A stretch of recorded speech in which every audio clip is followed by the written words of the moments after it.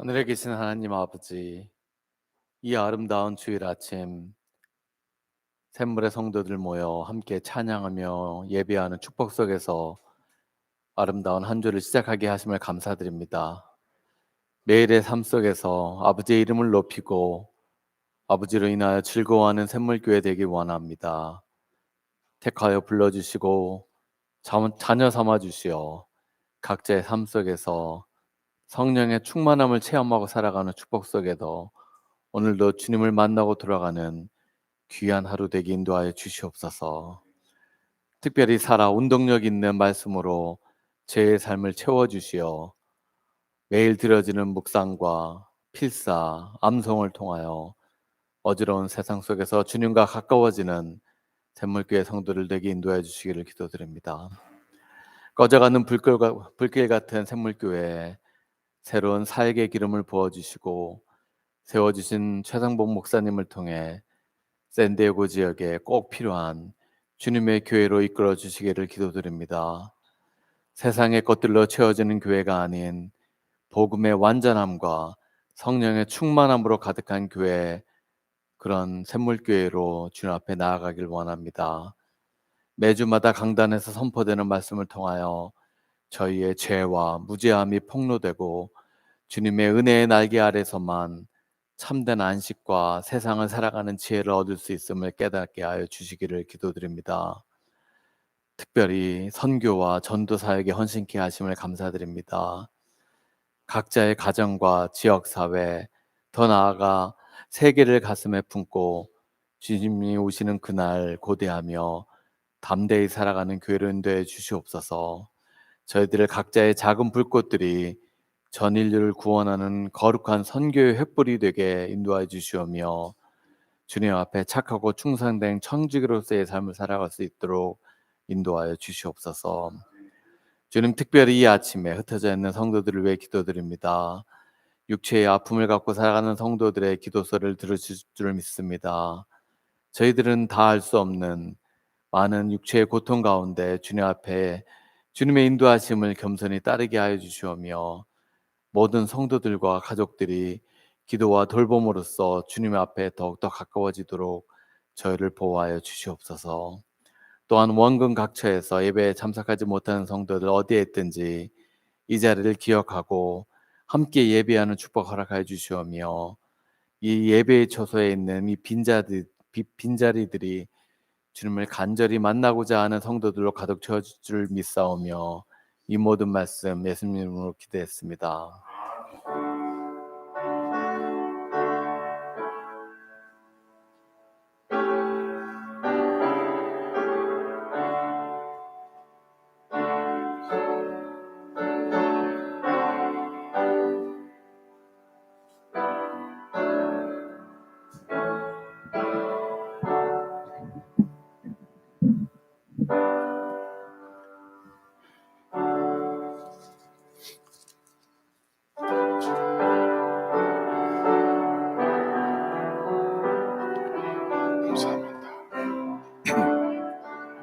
우리 하나님 사랑이십니다. 사랑의 나눔 있는 곳에 사랑의 나눔 있는 곳에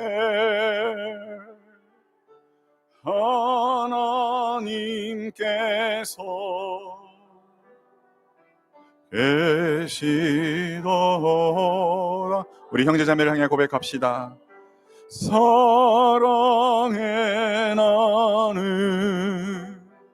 있는 곳에 하나님께서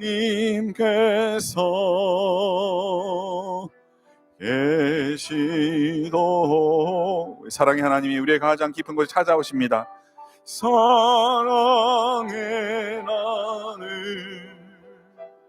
있는 곳에 하나님께서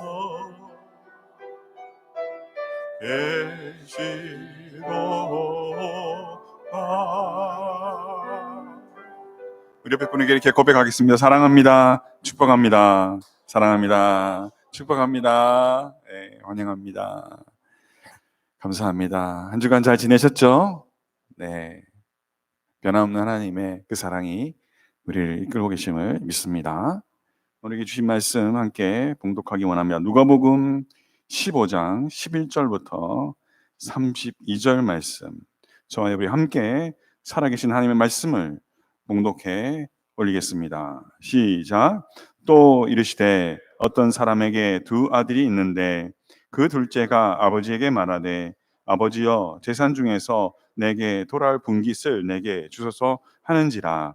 아버지가 그 살림을 각각 나누어 주었더니 그 며칠이 안 되어 둘째 아들이 재물을 다 모아 가지고 먼 나라에 가 거기서 허랑방탕하여 그 재산을 낭비하더니 다 없앤 후 그 나라에 크게 흉년이 들어 그가 비로소 궁핍한지라.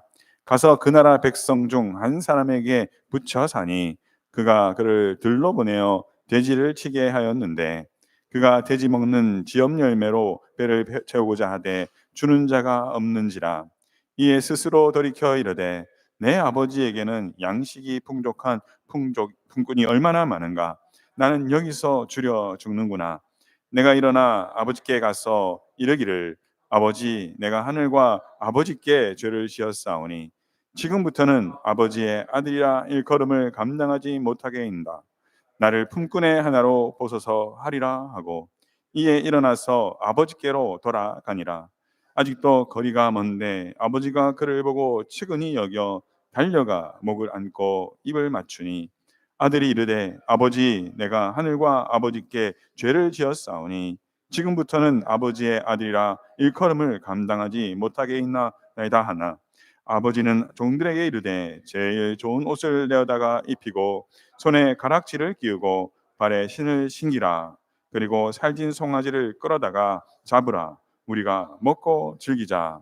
이 내 아들은 죽었다가 다시 살아났으며 내가 잃었다가 다시 얻었노라 하니 그들이 즐거워하더라.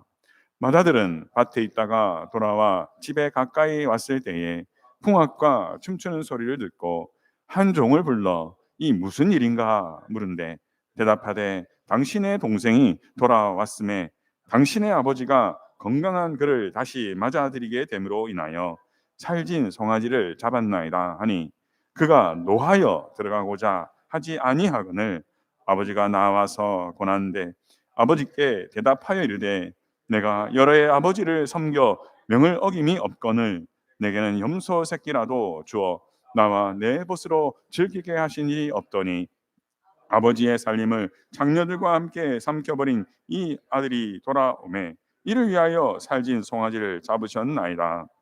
아버지가 이르되 예 너는 항상 나와 함께 있으니 내 것이 다 내 것이로되 이 내 동생은 죽었다가 살아났으며 내가 잃었다가 얻었기로 우리가 즐거워하고 기뻐하는 것이 마땅하다 하니라. 아멘. 오늘 말씀을 전해주실 제프 김 선교사님 잠시 소개하겠습니다. 우리 제프 김 선교사님은 오래전에 미국에 오셔서 이곳에서 1.5세 우리가 흔히 말하는 1.5세로 또 대학도 나오시고 또 교사로 봉직하셨죠. 봉직하시는 중에 또 하나님 부르심을 받으셔서 제가 선교단체 CMF죠. 김철민 장로님 CMF 전체 이름이 어떻게 됩니까? 크리스찬 미션 펠로우십이라고 김철민 장로님이 미주에서 특별히 결혼 앞둔 청년들을 섬기고 하는 그런 귀한 사역을 감당하시다가 하나님의 부르심을 받아서 영국 웨일즈에 가셔서 사역을 신실하게 해오셨습니다. 그런 중에 작년에 영국에서 더 이상 종교 비자를 허락해 주지 않으셔서 이제 사역을 마무리하시고 다시 본국으로 귀환하신 상태입니다. 이 선교 사역에 있어서 비자는 참 큰 도전이고요. 또 하나님의 사역을 감당하면서 뭔가 막혔을 때 이런저런 거절감이 참 많이 생기거든요. 그런 가운데 지금 선교사님 미국으로 본국으로 다시 오셔서 다음 사역을 준비하실 뿐만 아니라 이제는 비거주 선교사로서 선교지에 거주하지 않으시지만 그 선교지를 섬기시는 귀한 사역을 지금 이제 빌드업하고 다시 개척하시고 또 그곳에서 하나님께서 맺게 하시고 섬기게 하신 영혼들 계속적으로 온라인으로 성경 공부도 하시고 또 케어하시고 하는 사역을 하시면서 다시금 이 미국 땅에서 하나님의 부르심이 무엇인지 기도하시면서 사역을 인도함 받고 있는 중에 다시금 청년, 청소년 사역 그리고 시니어 사역 등등을 지금 준비하고 계신 중에 있습니다. 제가 제 기억으로는 한 8년 전에 선교사님 부부가 영국 웨일즈 사역에 부르심을 받고 준비하시는 그 과정 가운데 제가 알게 되었고 또 보내주시는 소식지를 통해서 선교지의 이야기를 듣는 중에 최근에 다시금 선교 편지를 받고 한번 우리 교회 모셔야 되겠다. 또 두 분이 좀 쉼과 회복의 시간들이 있으면 참 좋겠다. 남들이 모르는 그런 아픔들이 있으실 테니까 그런 마음이 하나님 주신 마음이 있어서 순종했습니다. 오늘 또 하나님께서 우리 선교사님께 선교사님을 통해서 어떤 말씀을 주실지 기대가 됩니다. 우리 시간 격려와 또 환영의 마음을 가득 담아서 박수로 우리 자리에 모시도록 하겠습니다.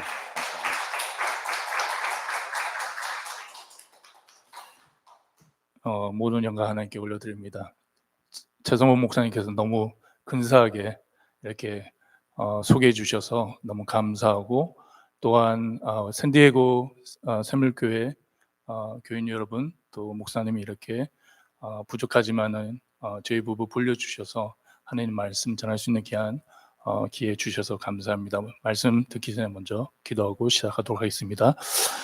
할렐루야. 사랑과 은혜가 충만하신 아버지 감사와 찬양을 드립니다. 좋으신 하나님, 정말 하나님의 전적인 사랑과 은혜 가운데 긍휼하신가 자비하신 가운데 저희들 자전 삼아 주시고 정말 쉽지 않은 이 미국 이민 생활에서도 지금까지 저희를 하나님의 의로운 손으로 붙잡아 주시니 감사합니다.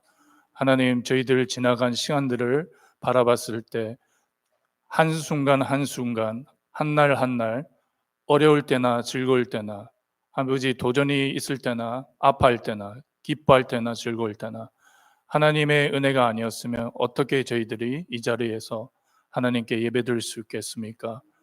아버지 전적인 하나님의 은혜요 하나님의 사랑하심에 감사합니다.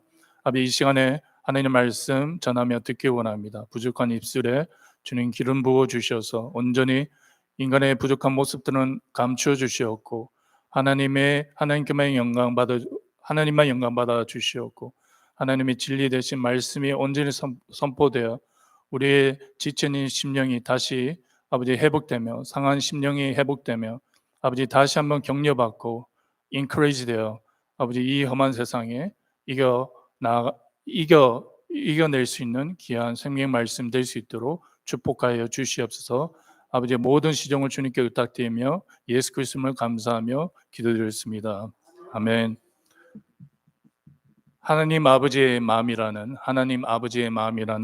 제목으로 오늘 특별히 아버지 주일, 오늘 주 오니까 3.1일째 또 주일이고 또 미국 저희들 Father's Day 아버지 주일로 오늘 하나님 말씀 전하도록 하겠습니다. 여러분 우리를 향하신 하나님의 마음을 우리가 어떻게 알 수 있습니까?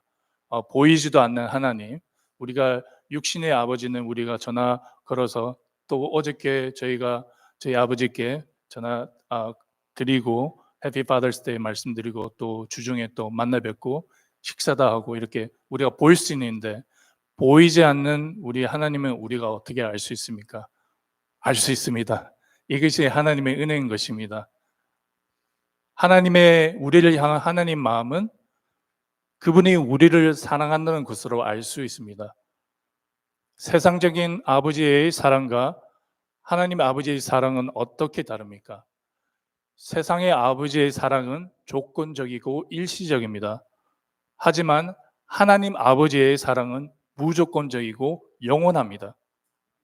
오늘 주신 본문 말씀에서 우리가 너무 잘 아는 탕자의 비유를 통해서 하나님 아버지가 우리를 어떻게 사랑하신지를 잘 나타내고 있습니다. 이를 통해 우리를 향한 하나님 아버지의 마음을 오늘 아침 들여다보는 시간을 가지겠습니다. 우리를 향한 하나님 아버지의 마음은 우리를 사랑한 것으로 나타납니다. 그리고 그 사랑은 오래 찾는 사랑입니다. 본문 말씀에 어떤 사람에게 두 아들이 있었습니다. 어느 날 그 둘째가 자신의 분깃을 나누어 달라고 요청합니다. 방금 오늘 저희들이 읽었던 12절 전반부에 그 둘째가 아버지에게 말하되 아버지의 재산 중에서 내게 돌아올 분깃을 내게 주소서 하는지라. 자신이 장차 받을 유산을 지금 달라고 합니다. 아버지가 돌아가시지 않았는데 지금 달라고 합니다. 오늘 아버지 날인데 혹시 여러분 중에 아들이 지금 와서 아빠, 아버지 저한테 주실 유산을 지금 주세요. 여러분 마음이 어떠하시겠습니까? 솔직하게 어떻게 생각하는지 좀 알 것 같은데요. 얼굴 표정을 봐서. 어머니라면 어떻게 생각하십니까? 아들이 아버지한테 찾아가 당돌하게 아버지 저의 분깃을 유산을 주세요. 어떤 분은 괘씸하다고 생각할 수도 있겠습니다. 어떤 분은 당돌하다고 버르장머리가 없다고 생각할 수 있습니다. 아버지는 나를 돈으로만 보냐고 마음이 크게 상할 수도 있습니다. 말도 안 되는 헛소리라고 크게 화내며 안 된다고 정신 차리라고 호통칠 수도 있습니다. 그런데 본문 말씀에 나오는 아버지는 세상의 아버지랑 정반대의 생각을 가지고 계십니다. 우리의 상식을 뛰어넘고 우리의 상식과 정반대의 말씀을 하십니다. 둘째 아들에게 소리치셨습니까? 아닙니다. 내쫓으셨습니까? 아닙니다. 자신이 죽지도 않았는데 재산을 어떻게 했습니까? 각각 첫째와 둘째 아들들에게 나누어 줍니다. 12절 후반부에 아버지가 그 살림을 각각 나누어 주었더니 화를 안 내셨습니다.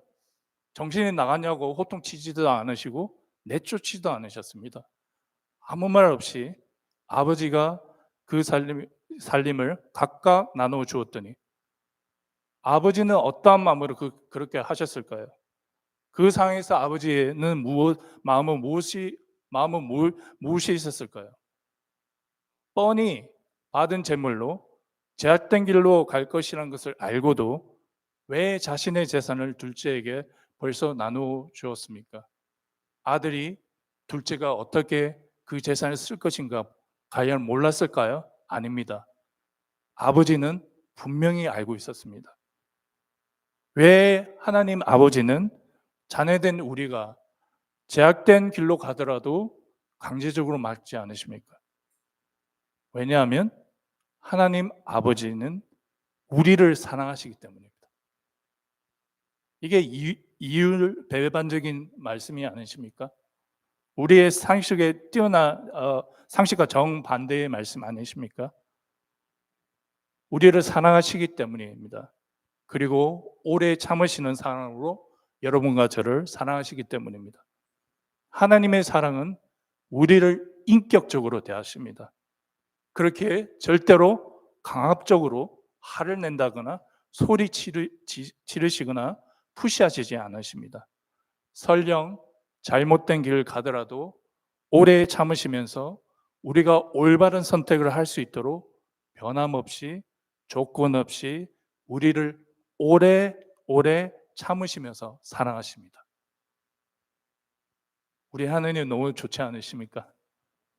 이런 하나님을 우리가 섬기고 이런 하나님을 우리가 오늘 예배에 찬양하고 경배하고 예배드리는 것입니다. 너무 좋으신 하나님 아니십니까?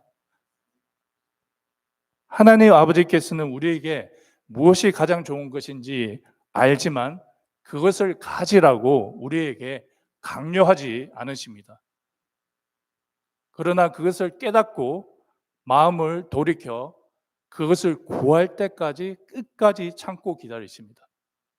우리에게 무엇이 가장 좋은지를 직접적으로 말씀하지 않지만 그것을 원하고 갈망할 수 있도록 우리의 마음을 다듬으시고 해결케 하시고 새롭게 하십니다. 어떤 아버지가 아들에게 자전거를 선물로 주길 원합니다. 혹시 성도님들 중에서 아들이 오늘은 아버지 날이니까 좀 아들을 좀 강조하는 것에 대해서 좀 양해 부탁드립니다. 혹시 성도님들 중에서 아버지님들 중에서 아들이 아들에게 선물을 주길 원합니다. 그래서 아들 몰래 자전거를 사서 차고 그라지에 숨겨 놓습니다. 그런데 자전거를 탈 나이가 되었는데도 아들은 자전거를 아버지께 사달라고 부탁하지 않습니다. 그런데 아버지는 아무 말도 없이 기다리십니다. 아들이 간절히 자전거를 원하고 부탁할 때까지 기다리십니다.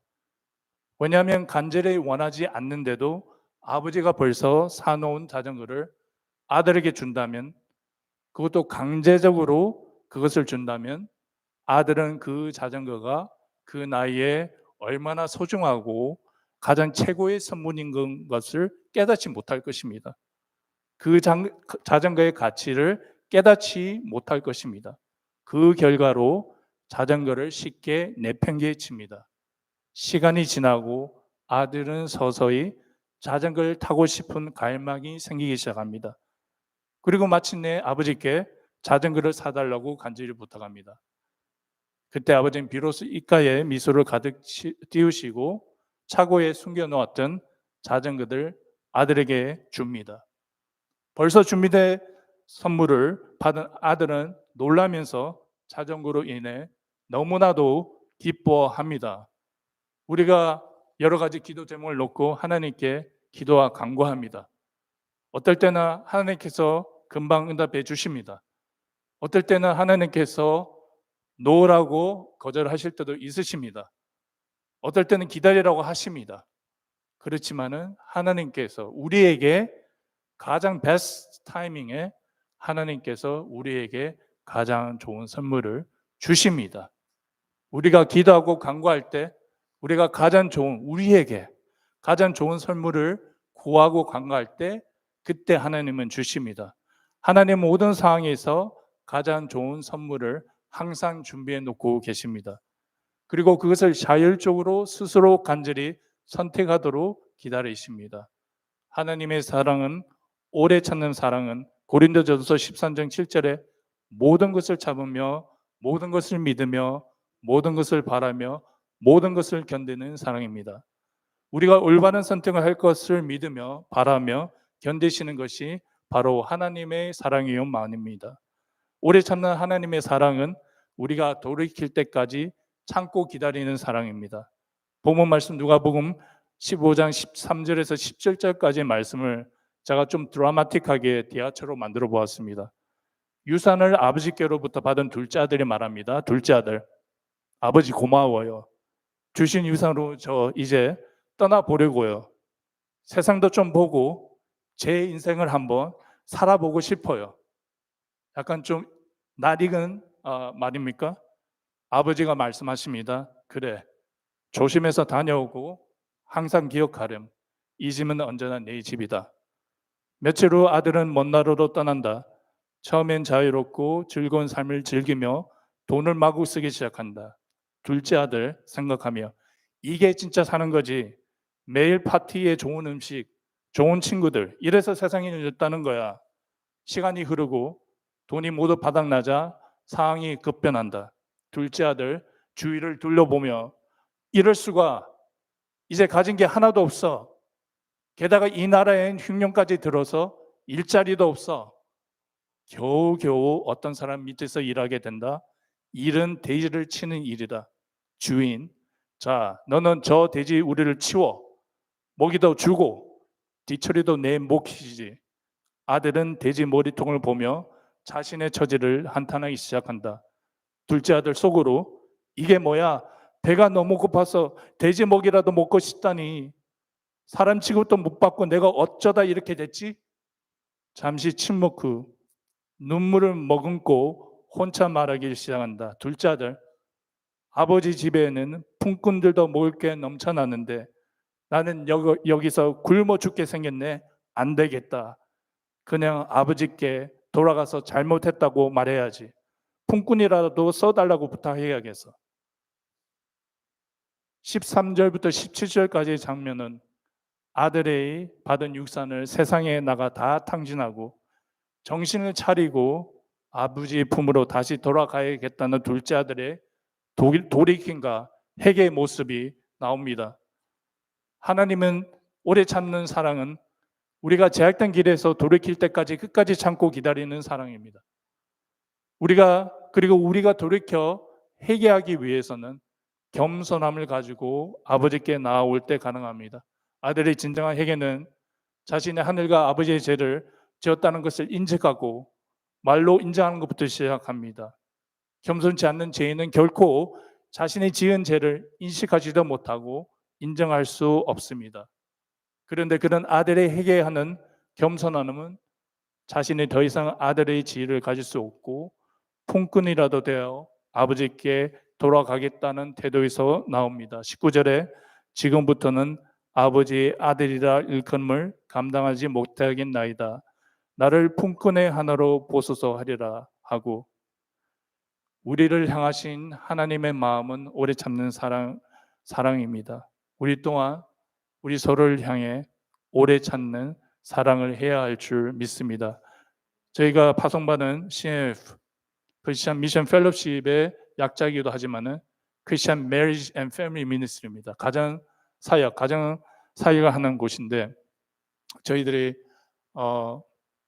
웨일즈에서 사역할 때도 결혼 기술을 하고, 또 지금도 최근에 이제 2세 커플, 결혼할 커플에 대해서 이제 결혼 기술을 했는데, 그 중에 여러 강의 중에 얘기하는 게 고린도전서 13장 4장에서 사랑은 오래 참고, 오래 참아야 됩니다. 오래 참아야 됩니다. 서로에 대해서 오래 참아야 되는 것입니다. 왜냐하면 서로에 대해서 오래 참을 때 하나님의 사랑을 온전히 나타낼 수 있기 때문입니다. 우리를 향한 하나님의 사랑은 오래 참는 사랑으로 나타납니다. 또한 우리를 향한 하나님 아버지의 마음은 용서하는 사랑으로 나타납니다. 20절에 이에 일어나서 아버지께로 돌아가니라. 아직도 거리가 먼데 아버지가 그를 보고 측은히 여겨 달려가 목을 안고 입을 맞추니. 아버지의 사랑은 우리를 측은히 보는 사랑입니다. 여기서 측은히의 헬라어 스프라키노조마의 동사의 문자적인 뜻은 내장이 움직인다는 뜻에서 유래됐습니다. 내장이, 감정이 특히 깊은 긍휼이나 자리가 잡고 있는 것으로 여겨졌습니다. 고대 헬라어에서. 이 측은히 여긴다는 것은 아버지께서 단순한 동정의 감정이 아니라 내 마음은 깊은 마음에서 우러나오는 강한 자비와 연민 깊은 곳에서 움직이는 감정을 나타냅니다. 연민은 무엇입니까? 연민은 다른 사람의 고통, 다른 사람의 슬픔, 다른 사람의 어려움을 보고 마음 아파하는 것입니다. 함께 아파하는 것입니다. 우리 성도 여러분, 우리 이민생활 물론 오래 되신 분들이 많으실 겁니다. 아니면 얼마 되지 않은 여러 또 상황이 다르시겠죠. 그런데 얼마나 힘든 일이 많겠습니까? 아버지께서 둘째 아들이 멀리서 오는 것을 보고 측은히 여기서 마음 깊은 곳에서 마음 아파하셨다는 것입니다. 불쌍히 여겼다는 것입니다. 측은히 여기는 것은 타인의 고통에 대한 따뜻한 공감과 자비로운 반응을 뜻합니다. 이 마지막 때를 사는 우리 성도들이 진리의 말씀을 선포하고 올바른 말을 하는 것도 중요하지만 때로는 저희가 따뜻한 공감을 하는 게 더 필요하지 않을까요? 따뜻한 공감. 그 사람이 잘못한 것을 옳다는 것이 아니라 그냥 그 사람이 힘들어하는 것을 그냥 공감을 해주면 되는 거예요. 우리 메리지 카운셀링에도 많은 부분 그냥 들어줍니다. 남편 쪽에서 얘기하는 거, 와이프 쪽에서 얘기하는 거 그냥 들어줍니다. 들어주면서 본인들이 정답을 다 알고 있더라고요. 아버지가 돌아온 둘째 아들을 보고 측은히 여겼다는 것은 단순한 감정이 아니라 깊고 강렬한 자비의 감정이었으며 이는 곧 달려가 안고 입 맞추는 행동으로 나타납니다. 여러분, 이게 상상이 되십니까? 둘째 아들이 와서 내가 죽지도 않았는데 모르겠습니다. 거의 재산 절반을 뚝 떼어 갔습니다. 그것도 다 탕진하고 돌아왔습니다. 그런데 책망치 않으시고 그냥 달려가서 안아주고 목에 입을 맞춥니다. 이게 바로 우리 하나님의 사랑입니다. 이게 우리 하나님의 정말 큰 긍휼하심과 자비하심입니다. 하나님 아버지께서는 여러분과 저를 향한 깊은 긍휼하심과 용서하심을 이 구절을 통해서 생생하게 보여주십니다. 아들은 아버지께 진정으로 회개하며 용서를 구합니다. 우리가 회개하며 용서를 구할 때 자신의 잘못을 인정한 것으로부터 시작합니다. 그 다음에 그 잘못에 대하여 사과하고 용서를 구하는 것입니다. 21절 아들이 이르되 아버지 내가 하늘과 아버지께 죄를 지었사오니 지금부터는 아버지의 아들이라 일컬음을 감당치 못하겠나이다 하나. 하나님 아버지의 마음은 죽었다가 다시 살아난 영혼들, 잃었다가 다시 얻은 영혼들, 회개하며 다시 돌아온 영혼들을 용서하며 다시 받아들이는 사랑입니다. 22절에 아버지는 종들에게 이르되 제일 좋은 옷을 내어다가 입히고 손에 가락지를 끼우고 발에 신을 신기라. 23절 그리고 살찐 송아지를 끌어다가 잡으라. 우리가 먹고 즐기자. 아버지는 죄지은 아들을 책망하거나 나무라거나 야단치지 않으셨습니다. 오히려 용서하시는 사랑의 행동으로 22절 23절 보이십니다. 우리 또한 서로를 향하여 용서하는 사랑을 베풀어야 할 줄 믿습니다. 내가 아버지의 입장이라면 회개한 아들을 용서해야 할 줄 믿습니다. 내가 아들의 입장이라면 아버지께 용서를 구해야 할 줄 믿습니다.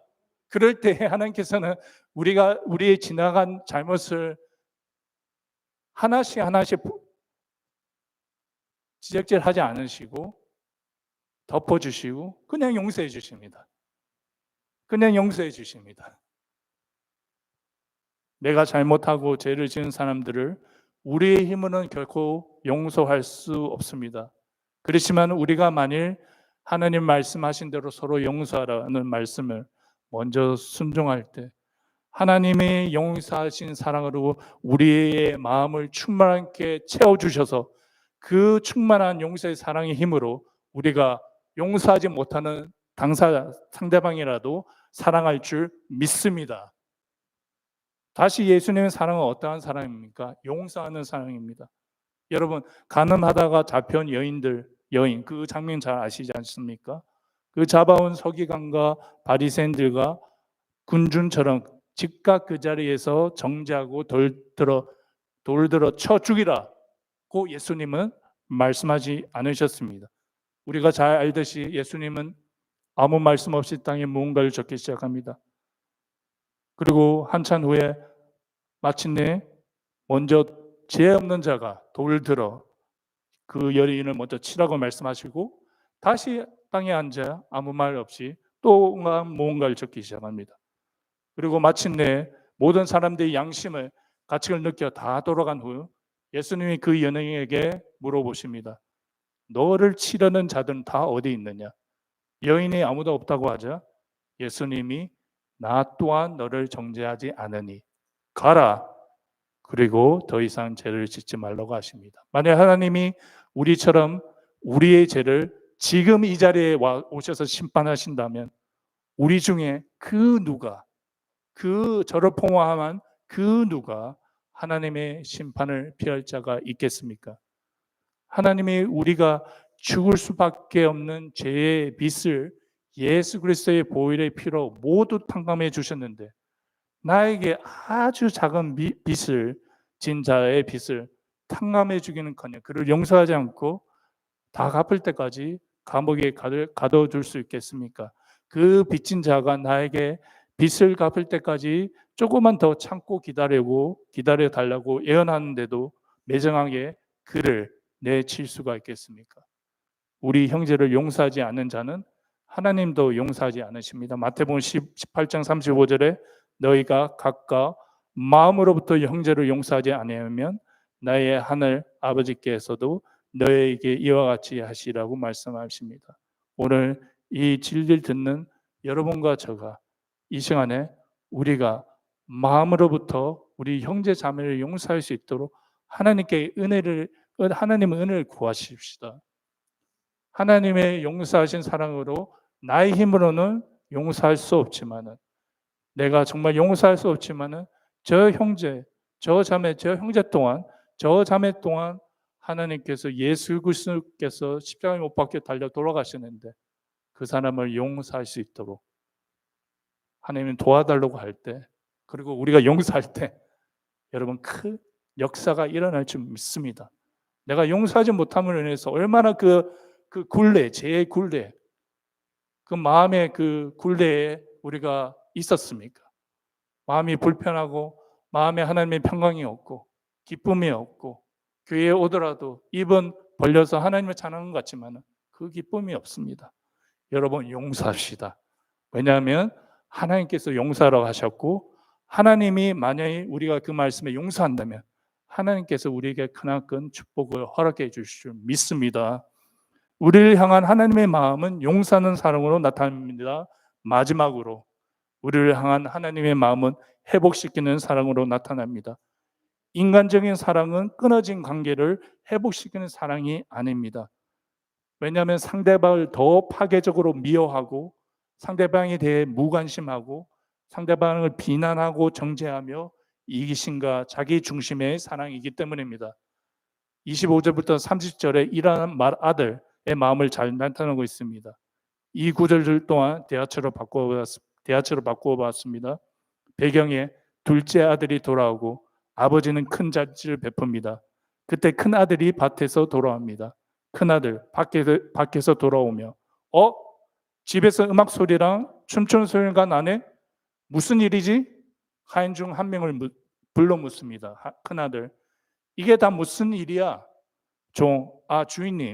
주인님이 동생이 돌아왔어요. 아버지께서 동생이 건강하게 돌아올 것을 기뻐하시고 살찐 송아지를 잡아 잔치를 여셨어요. 큰아들 화가 났어. 뭐라고? 그 녀석이 돌아왔다고 이런 잔치를 벌였다고? 나 안 들어가. 여러분 어떻게 하셨겠습니까?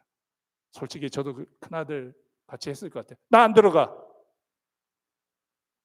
아버지가 큰아들을 달래기 위해 밖으로 나옵니다. 아버지, 얘야, 왜 그러느냐? 안으로 들어오렴. 우리 함께 기뻐하자. 큰아들 분노하며 더 분노했을 것 같습니다. 아버지, 저는 수년 동안 아버지를 위해서 열심히 일했어요. 아버지, 저는 수년 동안 샘물교회에서 열심히 봉사했어요. 섬겼어요. 아버지, 저는 수년 동안 선교지에서 열심히 봉사하고 섬겼습니다. 그리고 아버지의 명을 단 한 번도 어긴 적 없습니다. 그런데 저한테는 친구들이랑 즐기라고 염소 새끼 한 마리도 안 주셨잖아요.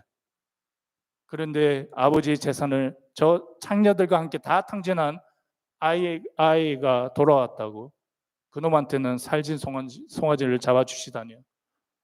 큰아들의 마음과 대답에는 영적으로 죽었다가 영적으로 잃어버렸다가 다시 돌아온 자기의 동생을 회복시키는 사랑이 전혀 없습니다. 왜냐하면 큰 아들이 아버지의 재산을 창녀들과 함께 다 탕진한 자신의 동생에 대한 극도의 미움과 정죄와 비난밖에 없기 때문입니다.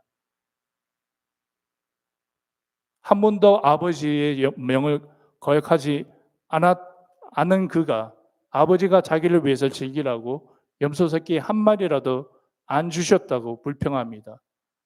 이기적으로 자기만 생각하는 생각을 가지고 있습니다. 잃어버렸다 다시 돌아온 동생에 대해 전혀 관심이 없습니다. 우리 동안의 인간관계에서 다른 성도들과의 관계에서 이런 일이 얼마든지 일어날 수 있습니다. 우리가 조심하지 않고 분별하지 않다면 내가 잘 알지 못하면서도 너무 쉽게 판단하고 정죄할 수 있습니다. 물론 동생을 허랑방탕하여 재산의 모두를 낭비했지만 하지만 지금 회개하고 새 사람이 되어 아버지께로 다시 돌아왔습니다. 우리는 각 성도의 삶에서 어떻게 하나님께서 그들을 다듬으시고 훈련시키시고 하나님께서 회복시키는 사랑으로 그들을 변화시키는지 알 수 없습니다. 그렇게 섣부르게 판단해서는 안 되겠습니다. 아버지가 큰 아들의 분에 가득 찬 대답을 듣고 31절에 말씀하십니다. 아버지가 이르되 예, 너는 항상 나와 함께 있으니 내 것이 다 내 것이로되 말씀하시고 32절 아버지가 즐거워하고 기뻐하여 동생을 위해 큰 잔치를 베푸는 것은 동생이 죽었다가 다시 살아났기 때문이라고 말합니다. 여기서 죽었다는 것은 영적으로 죽어있던 상태, 즉 하나님과의 멀어진 상태를 의미하고 아버지는 죄로 인하여 떠나있던 아들을 죽은 자로 간주했고 회개하고 돌아왔을 때를 살아났다는 것으로 표현하고 있습니다. 우리 주위에 잃어버린 영혼들이 있습니까? 그 영혼들이 다시 돌아온 사례가 있습니까? 그 영혼들을 보기 위해서 우리 다 같이 하나님 아버지의 회복시키는 사랑으로 와야 볼 수 있을 줄 믿습니다. 우리 또한 둘째 아들처럼 하나님 죄로 인해서 하나님 아버지의 관계가 완전히 끊어진 상태로 살아왔었습니다. 그런데 하나님의 전적인 은혜로 우리가 죄인됨을 깨닫고 아버지께로 돌아가겠다는 믿음을 주셔서 아버지께로 믿음으로 나와 여러분과 저가 구원을 받았습니다. 너희가 그 은혜로 인하여 믿음으로 말미암아 구원을 받았나니 이렇게 구원받고 하나님 아버지의 아들 지위를 회복한 우리가 우리 주위에 여전히 있는 수많은 잃어버린 아들들과 딸의 회복을 원치 않는다면 하나님 아버지의 마음이 어떠하시겠습니까?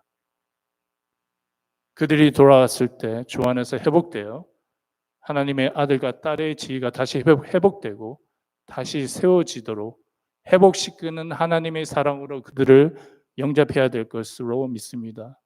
우리를 향한 하나님 아버지의 마음은 회복시키는 사랑으로 나타납니다. 말씀을 맺습니다. 오늘 아버지 주일을 맞이하여 우리 모두 아버지 되신 하나님 아버지의 마음을 생각해 보았습니다. 하나님 아버지의 마음은 아직 세상에 있는 잃어버린 영혼들뿐만 아니라 교회 안에서도 서로에 대해서 미리 포기하지 않고 서로 오래 참으면서 우리 또한 사랑합시다. 서로의 허물을 돕고 서로를 용서하며 사랑합시다. 서로 격려하며 덕을 세우며 상한 심령들을 회복시키는 하나님의 사랑으로 사랑합시다. 이런 성도들 되시기를 주님의 이름으로 축복합니다. 기도하시겠습니다.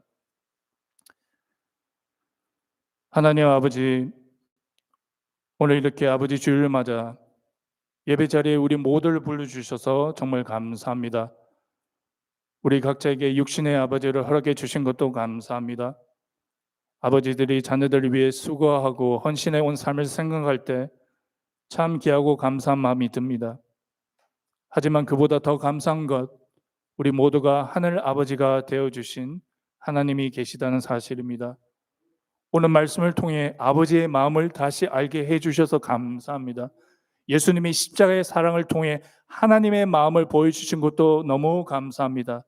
하나님은 우리를 오래 참고 기다려주시고 또 용서해 주시고 우리를 원래 창조하신 아들과 딸의 모습으로 조금씩 회복시켜 가고 계심을 믿고 감사합니다. 그런 사랑을 알게 해주셔서 감사합니다. 하나님, 저희가 오늘 듣는 말씀을 그냥 머리로만 아는데 끝나지 않게 하여 주시옵소서. 하나님 아버지의 그 말씀을 품고 우리도 서로에게 인내하고 용서하고 회복시키는 사랑으로 대하게 해 주시옵소서. 우리가 서로 사랑할 때 세상에 우리가 예수님의 제자라는 것을 알게 된다고 예수님께서 말씀하셨습니다. 그 말씀대로 살아가고 순종할 수 있도록 도와주시옵소서. 그리고 하나님 아버지의 마음으로 세상에 잃어버린 영혼들을 보게 해 주시옵소서. 이 마지막 시대를 살아가는 저희가 죽었던 영혼들이 아버지의 품으로 돌아올 때 그들과 함께 기뻐하고 그들과 함께 즐거워하고 그들을 따뜻하게 맞아 같이 잔치에 참여하게 하여 주시옵소서. 감사드리며 이 모든 말씀 우리 주 예수 그리스도의 이름으로 감사하며 간절히 기도드렸습니다. 아멘.